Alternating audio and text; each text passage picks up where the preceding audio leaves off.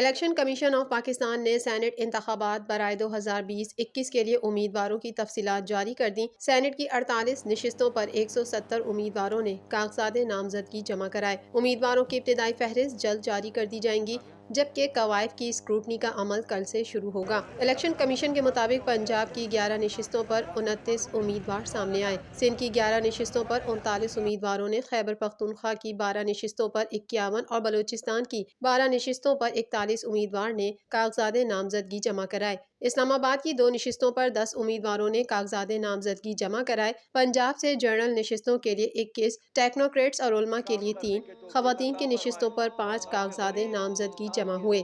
سندھ میں جنرل نشستوں کے لیے 19، ٹیکنوکریٹس 11 اور خواتین کی نشستوں کے لیے 9 کاغذات جمع ہوئے۔ خیبر پختونخوا میں جنرل نشستوں کے لیے 22، ٹیکنوکریٹس اور علماء کے لیے 11، خواتین کے لیے 13 اور اقلیتی نشست کے لیے 5 امیدوار میدان میں آئے۔ بلوچستان میں جنرل نشستوں پر 19، ٹیکنوکریٹس پر 8، خواتین نشستوں کے لیے 9 اور اقلیتی نشست کے لیے 5 کاغذات جمع ہوئے۔ اسلام آباد سے جنرل نشست کے لیے 6 اور خواتین کی نشست کے لیے 4 امیدواروں نے کاغذات نامزدگی جمع کرائے۔